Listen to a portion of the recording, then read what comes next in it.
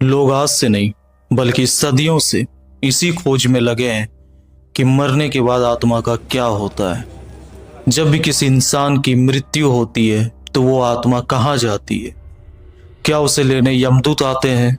मैं आज आपको बताऊंगा कि मरने के बाद आत्मा का क्या होता है, वो आत्मा कहाँ जाती है, आखिर मरने के बाद की क्या कोई जिंदगी भी होती है।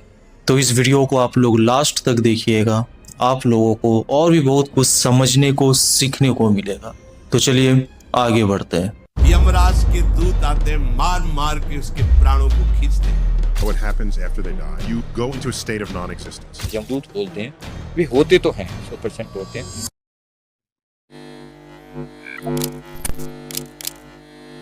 ऐसा माना जाता है कि मानव शरीर नश्वर है।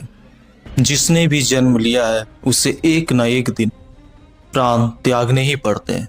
भले ही मनुष्य या कोई अन्य प्राणी 100 साल तक भी क्यों न जी ले, पर एक न एक दिन उसे अपने शरीर को छोड़ना ही पड़ता है। इस सच से सभी भले भांति परिचित है, लेकिन मृत्यु के पश्चात जब शव की अंतिम विदाई दे दी जाती है तो ऐसे में आत्मा का क्या होता है, वो कहाँ जाता है, यह बात अभी तक कोई भी समझ नहीं पाया है।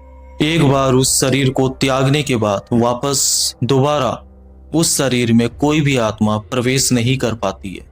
जब आत्मा शरीर को छोड़ती है तो 2 यमदूत उसे सबसे पहले लेने आते हैं। इसीलिए मौत के बाद की दुनिया कैसी होती है, यह एक बहुत बड़ा मिस्ट्री बना हुआ है। मानव अपने जीवन में जो भी कर्म करता है, यमदूत उसे उसके अनुसार अपने साथ ले जाते हैं। अगर मरने वाला पुण्य आत्मा है तो उसे अपने शरीर को छोड़ने में ज्यादा प्रॉब्लम नहीं होती है, ज्यादा उसे कष्ट नहीं होता है।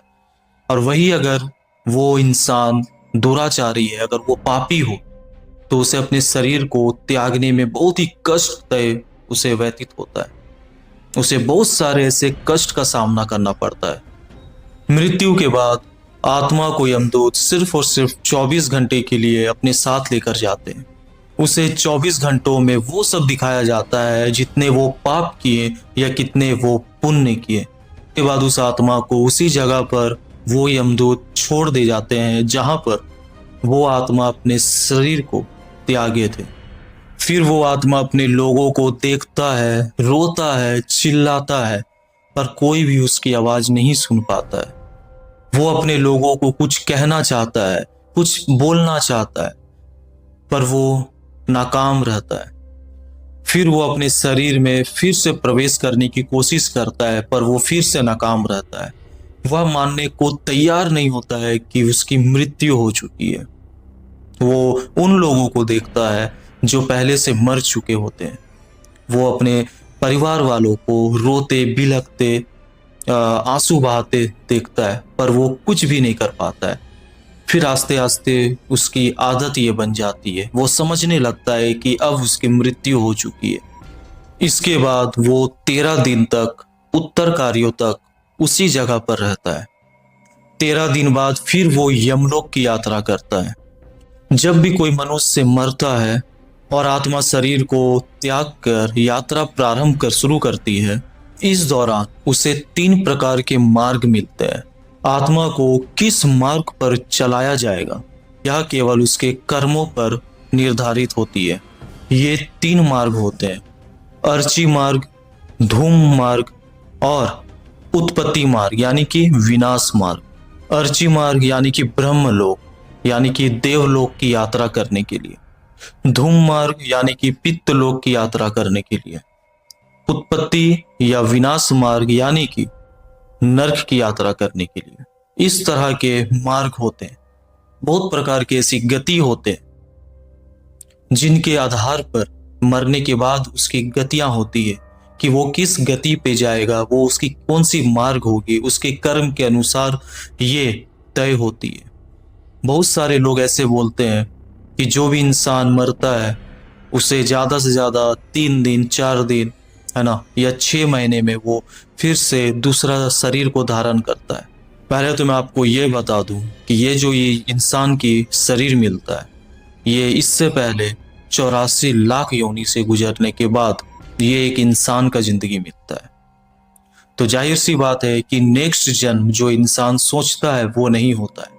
उन्होंने अपने जीवन काल में कितने पाप किए, कितने पुण्य किए, वो तय करता है उसके जीवन काल का चक्र कि वो अगले जन्म में क्या होगा।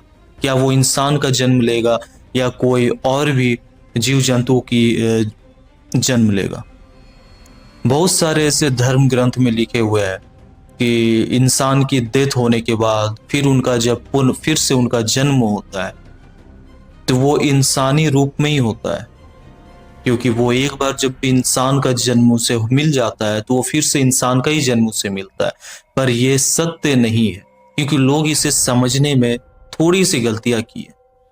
हमेशा ऐसा देखा गया है और अधिकतर केसेस में ऐसा देखा गया है कि जब भी इंसान की डेथ होती है उसके कर्म के अनुसार उसे उस लोक में जाना पड़ता है, जैसे कि देवलोक, ब्रह्मलोक, पितृलोक या नरकलोक।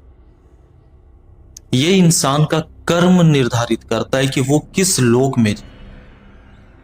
यहां तक तो रहा इंसान की मरने के बाद की जिंदगी, पर जब उसके कर्म जब उसे निर्धारित कर देता है कि वो अब कहाँ जाएगा, ब्रह्मलोक या देवलोक या पितृलोक या नरकलोक, उसके बाद की जिंदगी कोई नहीं जानता, क्योंकि वहां तक अभी तक तो कोई पहुंचा नहीं। और अभी तक जितने भी शास्त्रों में लिखा है या अभी तक जितने भी धर्म ग्रंथ में लिखा है, किसी भी इंसान की अभी तक डेथ नहीं हुई है जो वो आफ्टर डेथ जो एक्सपीरियंस जो होता है, नियर डेथ एक्सपीरियंस जो होता है, इससे रिलेटेड वो लोग ही कुछ बता पाए। बहुत सारे लोग ऐसे होते हैं जिनके साथ ये घटना हो चुकी है। वो लोग कभी भी आप लोग बहुत सारी जगहों पर देखे होंगे या न्यूज में देखे होंगे कि एक इंसान की डेथ हो जाती है, फिर उसके बाद 2 मिनट बाद फिर उनका दिल धड़कने लगता है, फिर से वो जीवित हो जाता है। फिर वो आने के बाद वो बताते हैं कि उनके साथ क्या क्या घटना हुई थी। तो बहुत सारे ऐसे सबूतों को मद्देनजर पर रखते हुए इन बातों पर हम लोग निर्धारित करते हैं कि मरने के बाद की जो जिंदगी होती है वो कैसा होता है। बहुत सारे लोग ऐसे भी होते हैं जो मरने के बाद की जिंदगी का उन्हें कुछ भी एक्सप्लेन नहीं पता होता है, पर फिर भी उन्होंने एक्सप्लेन कर देता है। हालांकि जो गरुड़ पुराण होते हैं उसमें स्पष्ट तरह से लिखा हुआ है कि मरने के बाद की जिंदगी क्या होती है। तो अगर कोई गरुड़ पुराण अगर पढ़ ले तो उसे पूरा मैक्सिमम उसे पता चल जाएगा कि मरने के बाद की जिंदगी क्या होती है, आफ्टर लाइफ क्या होती है। तो आज मरने के बाद की जिंदगी शायद आप लोग कुछ ना कुछ समझ गए होंगे। नेक्स्ट वीडियोस में कर्म पिशाचनी के ऊपर लेकर आऊंगा और ये बहुत ही इंटरेस्टिंग होगा, आप लोगों को बहुत चीज सीखने को मिलेगा। तो चलिए आज यहीं पर मैं समाप्त करता हूँ। Thank you very much.